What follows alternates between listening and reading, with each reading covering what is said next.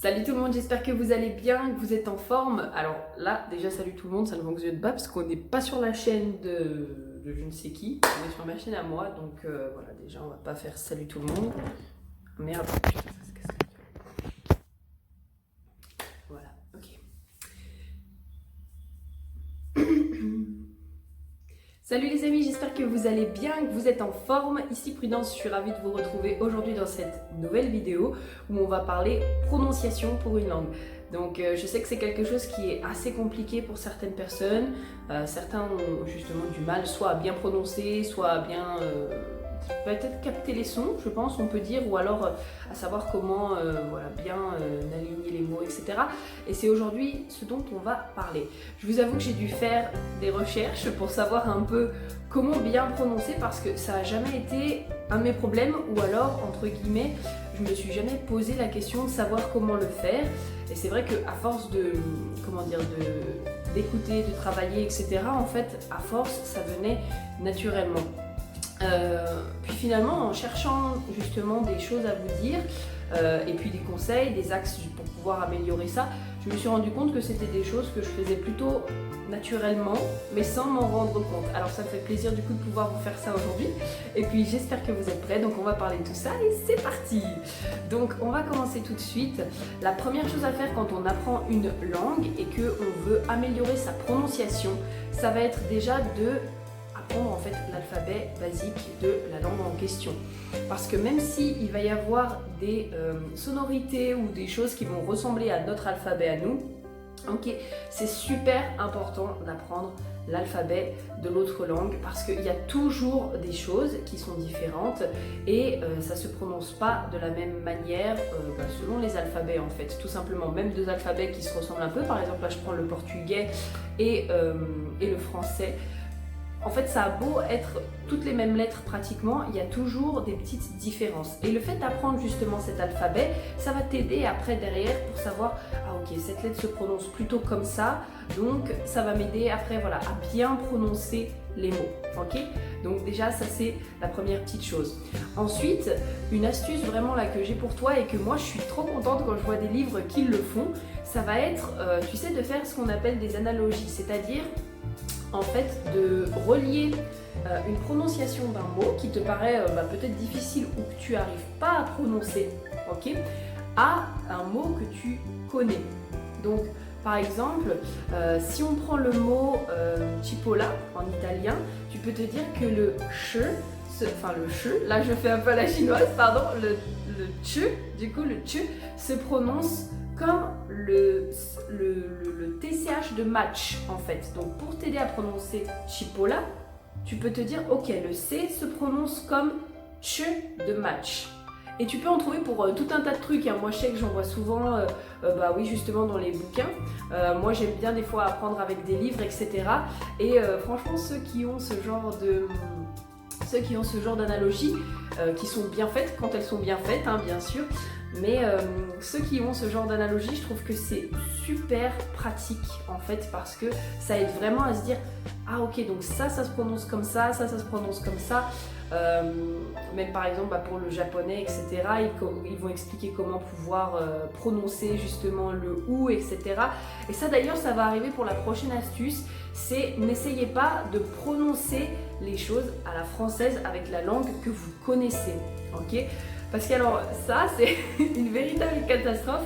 Combien j'en vois justement en japonais qui prononcent le U comme un U par exemple, ou alors le mas comme masu, ou masu, ou mas. Non, en fait il faut vraiment, quand on apprend une langue, il faut vraiment se détacher de ta propre langue. Je sais que ça c'est difficile, c'est très difficile parce qu'on veut vraiment toujours se rapprocher de sa langue, etc. parce que c'est quelque chose qu'on connaît. Et quand on va vers une langue qu'on ne connaît pas, c'est quelque chose qu'on ne connaît pas en fait. Donc on se dit ok, je vais faire avec ce que je connais, avec ce que mon cerveau connaît, puis je vais essayer de prononcer comme ce que je connais. Mais en fait non, il faut vraiment, quand tu prononces, que tu te détaches complètement de ta langue, même si c'est quelque chose que tu connais et qui te met en confiance, et que tu te dises ok, alors attends, je vais vraiment me mettre à écouter comment est-ce que ça s'est prononcé. Ok, parce que c'est ce que je dis souvent, mais par exemple, en allant au Japon, si il t'arrive de dire bah, on va prendre vraiment cet exemple-là. Si tu dis taberu, ils vont absolument pas comprendre. Hein. Ils vont vraiment mais pas comprendre. Puis alors pour le peu que tu essaies de faire une phrase et puis que tu dises Ringo taberu, là c'est fini. Là c'est là c'est fini. Là ils vont te regarder, ils vont te dire ok. Et là c'est pas un souci d'accent, hein, pas du tout. C'est vraiment un souci de prononciation. Parce que par exemple, si on prend le R en japonais, il se prononce plutôt comme un L. Donc Ringo, c'est même je dirais entre un R et un L. Ringo o taberu. Là, ils vont comprendre, vraiment, ça c'est important. Donc, c'est pour ça aussi qu'on en revient finalement au premier conseil, qui est de vraiment apprendre l'alphabet de la langue que tu essayes d'apprendre, ok? Et ensuite, bah, bien sûr, essaye de faire au mieux pour ne pas comparer avec ta propre langue, mais vraiment t'imprégner de la langue en elle-même, ok? Ça, c'est vraiment très important. Un autre conseil que j'ai pour toi qui, pour moi, je pense que c'est celui que je fais le plus et c'est pour ça que je te disais que c'était vraiment inconscient. Mais écoute, écoute la langue, vraiment écoute, écoute, écoute, écoute, écoute, écoute, écoute et écoute. Vraiment, il faut vraiment le faire mais à fond.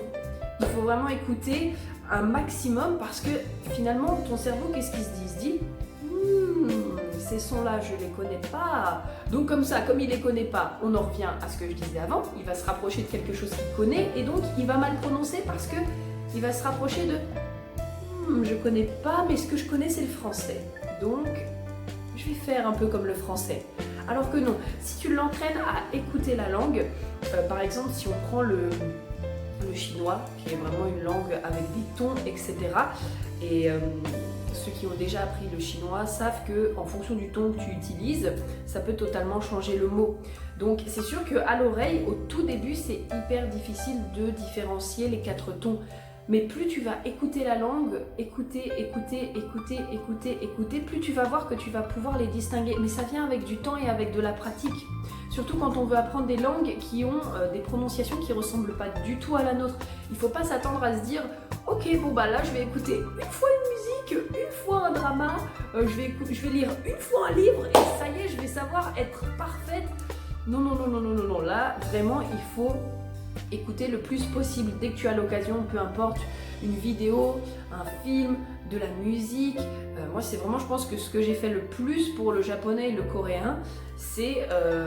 j'écoute tout le temps la musique, tout le temps, tout le temps, tout le temps, tout le temps, tout le temps, tout le temps, tout le temps, tout le temps, et ce depuis mais très longtemps parce que maintenant ça fait 5 ans, 6 ans maintenant que c'est des langues que j'apprends, que j'adore apprendre et c'est vrai que même au début en fait, je me souviens moi j'ai commencé par la K-pop par exemple, par la musique, donc c'était déjà tout le temps dans mes oreilles et les dramas japonais j'en regardais depuis déjà que j'étais plus petite encore, même avant d'apprendre le japonais, j'ai commencé à 15 ans le japonais, j'en regardais depuis que j'avais 11 ans, donc en fait l'oreille s'était faite au fur et à mesure et naturellement après quand tu essaies de prononcer comme ton oreille s'est faite, tu sais, enfin tu arrives beaucoup plus facilement à prononcer, mais pour ça il faut habituer ton oreille, il faut vraiment l'habituer à entendre ça, ok? Donc si, voilà, ça c'est quelque chose, j'allais dire si tu n'as pas compris, écoute, mais c'est vraiment, je pense, quelque chose qui va énormément t'aider, en tout cas moi c'est ce qui m'aide le plus quand j'apprends une langue, ok? Ensuite, te mets pas trop de pression, ok? Concernant la prononciation, etc.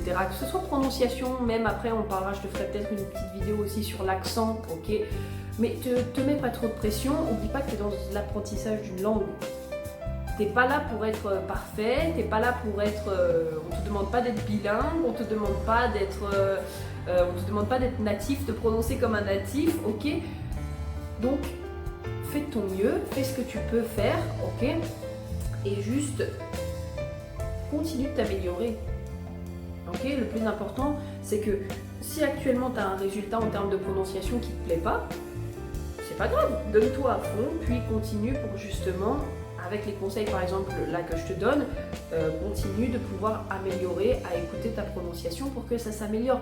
Le tout quand tu veux t'améliorer dans quelque chose, c'est surtout de ne pas rester comme tu es actuellement. Okay? Ce qui est dommage, c'est de rester comme tu es et de ne pas progresser parce que justement peut-être une personne t'a dit « Ah, mais je comprends pas très bien ce que tu dis, etc. » Mais c'est normal, c'est pas ta langue. C'est pas ta langue, c'est comme si tu apprenais à être médecin, ok?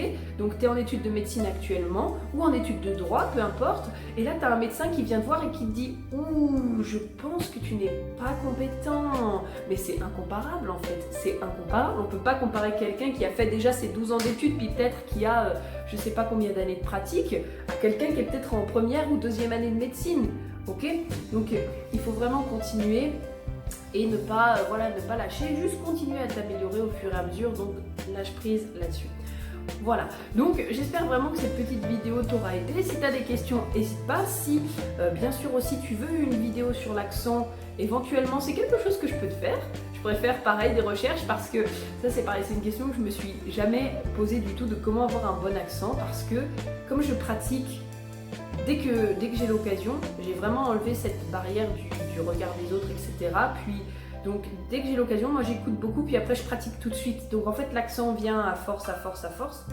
Mais je sais que pour certaines personnes c'est difficile, donc ça me fera plaisir de pouvoir faire une vidéo là-dessus. Et voilà, donc pensez à vous abonner et à me mettre en commentaire ce que vous souhaitez, si voilà, vous avez déjà essayé au niveau de la prononciation, comment ça se passe pour vous, si vous avez des difficultés actuellement que vous souhaiteriez que je traite. Et je vous dis à très vite et à très bientôt. Bye bye, ciao.